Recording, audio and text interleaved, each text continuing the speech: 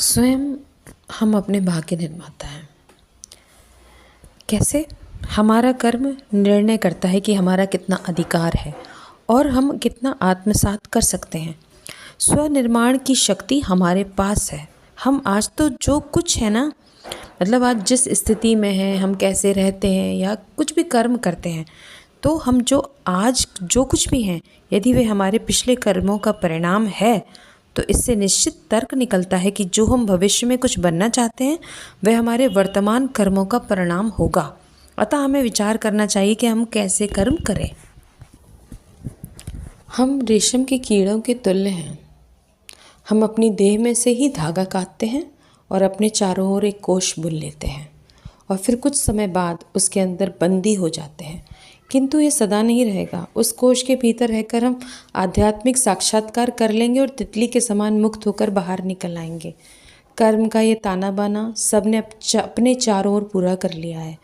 अज्ञानवश हम समझते हैं कि हम बंधन में पड़े हैं और तब सहायता के लिए चीखते पुकारते हैं, किंतु सहायता बाहर से नहीं आती, वह हमारे अंदर से आएगी। चाहे तुम विश्व के समस्त देवताओं का नाम लेकर चिल्लाओ, पुकारो, अंत में ऐसा कुछ होने वाला नहीं है, क्योंकि ये सहायता मुझे अपने अंदर ही मिलती है। क्योंकि परमात्मा हमसे क्या बोलते हैं कि बच्चे, हिम्मत का एक कदम बढ़ाओगे तो मेरे 1000 हाथ तुम्हारे साथ है ना।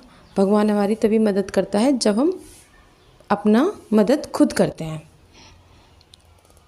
तो ये विश्वास है कि जीवन की एक भी अच्छी या बुरी कामना व्यर्थ नहीं गई। आज जो कुछ भी मैं हूँ, अपने संपूर्ण अतीत यानी भला हो या बुरा जो भी किया है उसका ही परिणाम हो।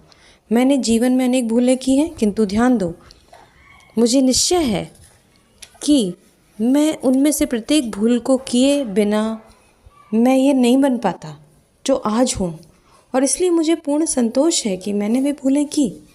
मेरे कहने का ये अर्थ नहीं है, कदापि नहीं, कि तुम घर वापस जाकर जानबूझकर गलतियाँ फिर से शुरू कर दो। हमें वो सब गलतियाँ अब नहीं करनी, क्योंकि उन गलतियों से हमने अगर सीखा है ना, तो हम फिर और आगे बढ़े हैं कि अब हमें ये नहीं करना है, तो हम आगे बढ़ गए। अगर वो गलतियाँ ही नहीं आती तो हम कैसे सीखते फिर? तो मेरे कथन का ये गलत अर्थ मत निकालना आप लोग। जो भूलें तुमसे हो चुकी हैं उनके लिए खिन्न मत हो। स्मरण रखो कि अंत में सब कुछ ठीक हो जाएगा। इसके अतिरिक्त कुछ अन्य हो नहीं सकता, क्योंकि हमारी प्रकृति ही शुद्ध बुद्ध है और वह प्रकृति नष्ट नहीं की जा सकती। हमारी मूल प्रकृति सदा वही बनी रहती है।